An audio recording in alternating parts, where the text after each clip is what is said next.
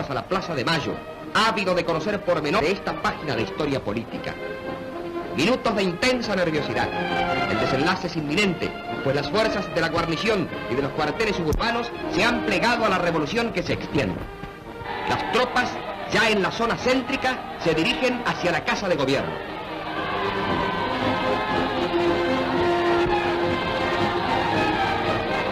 El pueblo aclama a los soldados que llegan a la Plaza de Mayo, gobernantes de puestos, quienes la abandonaran poco antes en vista del cariz adverso que ofrecía para ellos la potencialidad de las unidades sublevadas, respondiendo a un imperativo del momento y al encontrarse, además, huérfano de apoyo civil.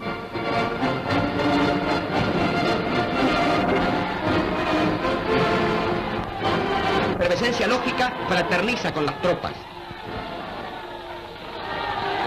Corridas habituales en estas aglomeraciones y momentos de turbulencia siembran a ratos el pánico en la multitud expectante, pero a poco se repone y escucha inclusive a improvisados oradores que la arengan.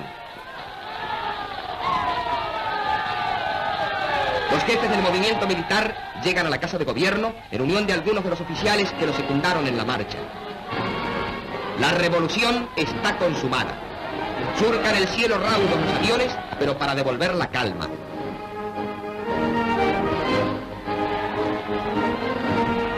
Los generales Ramírez, Rawson, el contraalmirante Sueiro, altos jefes del ejército y la armada y personalidades civiles de significación corresponden desde los balcones de la Casa Rosada a los testimonios de adhesión del pueblo congregado.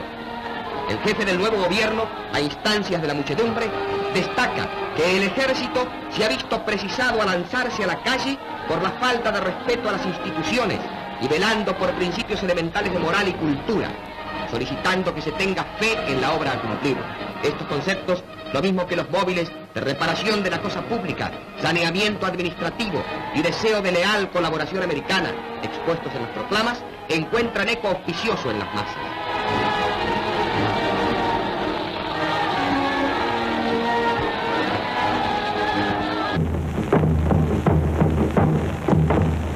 Así se produce la revolución del 4 de junio. Esa revolución, en realidad de verdad, es el punto de partida, es el golpe de Estado que nos posibilitaba a nosotros preparar desde el gobierno la revolución. Aspecto que es muy importante considerar porque la preparación de una revolución desde la oposición es muy diferente a realizar una revolución desde el gobierno. Ello nos permitió iniciar la preparación humana. Bien, cuando se pasa el general Farrell a ser presidente provisional en reemplazo del general Ramírez, los jefes y oficiales de Campo de Mayo me impusieron a mí, que tenía que ser yo el ministro del ejército. Indudablemente no estaba dentro de las funciones que habíamos acordado. Sin embargo, tuve que aceptar por la presión de los jefes y oficiales. Fue así que yo dije, bueno, yo acepto el Ministerio de Ejército, lo manejaré en la forma que pueda, pero yo necesito que ustedes me nombren presidente del Consejo Nacional del Trabajo. Era un Departamento Nacional del Trabajo. Un organismo oscuro y trascendente que estaba funcionando desde hacía mucho tiempo sin ninguna finalidad y sin ningún objeto. La gente indudablemente se rió cuando yo le dije a los jefes oficiales que me fueron a ver. Les dije eso, en fin. Ellos se rieron, dicen, ¿cómo es que lo nombramos ministro de ejército quiere ser secretario de Trabajo y Previsión? Indudablemente yo necesitaba un punto de apoyo y una palanca para hacer la preparación humana de la revolución. Y no había nada mejor que ese Departamento Nacional del Trabajo, al cual yo iba a convertir en Secretaría de Trabajo y Previsión, con rango de ministerio, y desde allí comenzar la preparación humana de la revolución. El estado social del país era miserable. Había peones que ganaban 12 pesos por mes. En general los salarios eran de hambre. Había una enorme cantidad de desocupados. El país estaba detenido, si no avanzaba en manera alguna.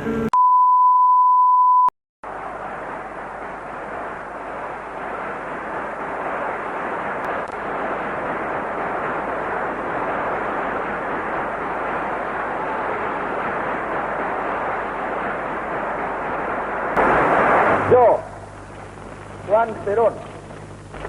Juro por Dios nuestro Señor y estos santos evangelios desempeñar con lealtad y patriotismo el cargo de presidente de la nación y observar y hacer observar fielmente la Constitución de la nación argentina.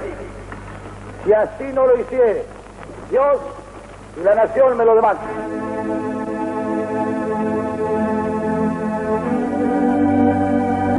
Era un país ocupado, un país, una colonia del imperialismo británico en ese entonces. Y todos los servicios eran también británicos, algunos de ellos, como los teléfonos, eran de la ITT. Es decir, de los argentinos había poco en ese entonces.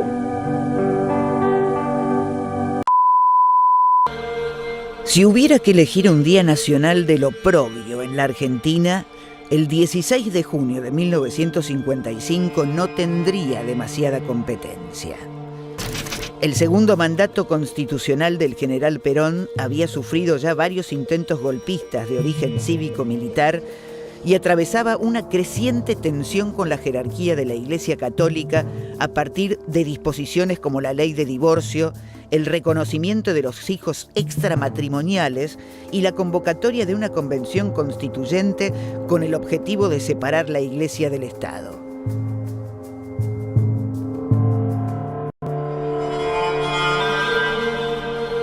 En las jornadas previas se había estado gestando un nuevo golpe cuyo objetivo era asesinar al presidente y crear un clima de terror que desalentase cualquier intento de resistencia popular.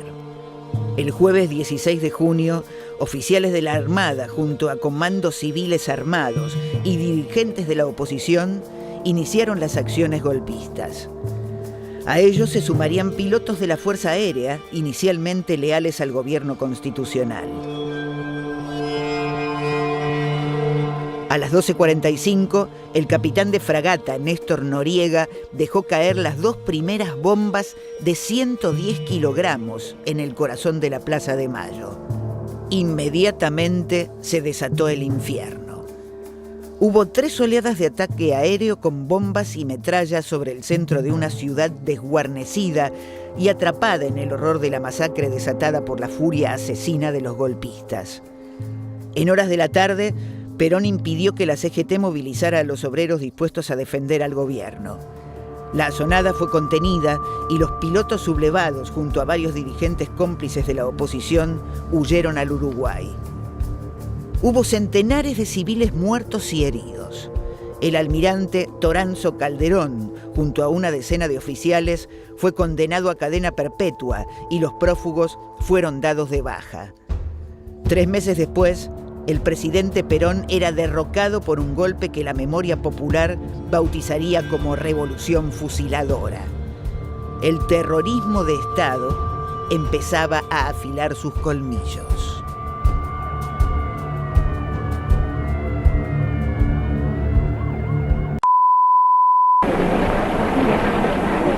Ahora, con Cámpora en el gobierno, se convino que el regreso definitivo de Perón a la Argentina tendría lugar el 20 de junio.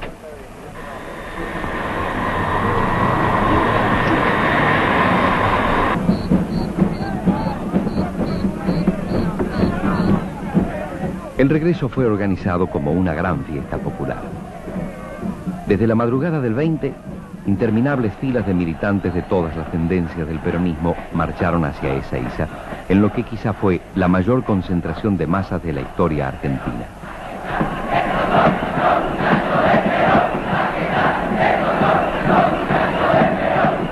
Cerca del aeropuerto de Ezeiza se levantó un enorme estrado desde donde Perón y su esposa podrían dirigirse a la multitud. A la alegría sucedió la tragedia. Mientras el avión que traía a Perón aún estaba en vuelo, comenzaron los enfrentamientos entre la izquierda y la derecha peronistas, peleando primero por un lugar próximo al palco de recepción y después ya en una lucha a vida o muerte. Había estallado el conflicto dentro del peronismo. La autoridad de Cámpora se debilitó notoriamente mucho más con Perón en el país. Algunas reuniones del presidente y su gabinete se llevaron a cabo en la residencia de Perón, en Gaspar Campos, en lugar de hacerlo en la Casa de Gobierno. Finalmente, tras presiones sindicales y de la ortodoxia peronista, Cámpora y Solano Lima presentaron sus renuncias el 13 de julio para facilitar el acceso de Perón al gobierno.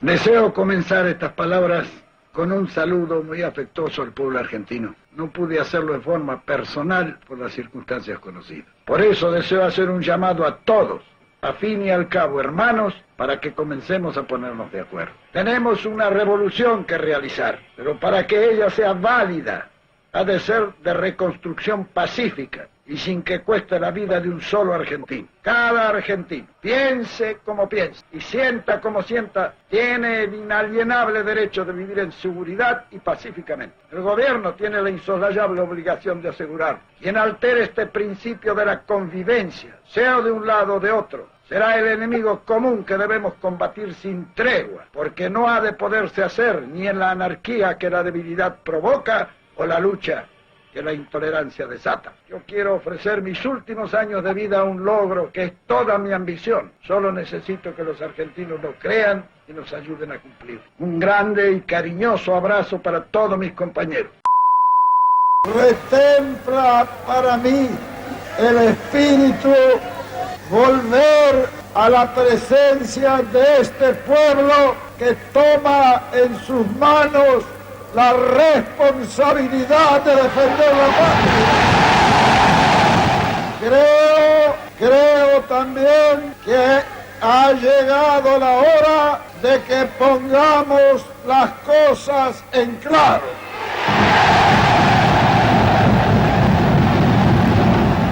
Estamos luchando por superar los que nos han dejado en la República. Y en esa lucha no debe faltar un solo argentino que tenga un corazón bien templado.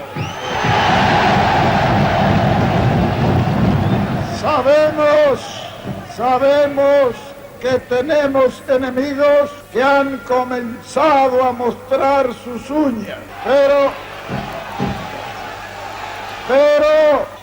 sabemos también que tenemos a nuestro lado al pueblo, y cuando el pueblo se decide a la lucha, suele ser invencible.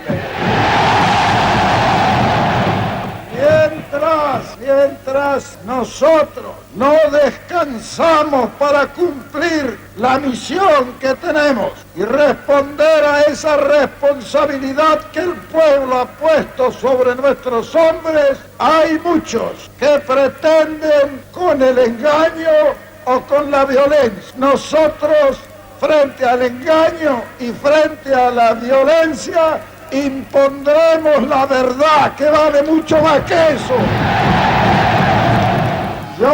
Yo llevaré grabada en mi retina este maravilloso espectáculo en que el pueblo trabajador de la ciudad de Buenos Aires y de la provincia de Buenos Aires me trae el mensaje que yo necesito. Compañeros, con este agradecimiento quiero hacer llegar a todo el pueblo de la República nuestros deseos de seguir trabajando para reconstruir nuestro país y para liberarlo. Esas consignas que más que mías son del pueblo argentino, nosotros las defenderemos hasta el último aliento.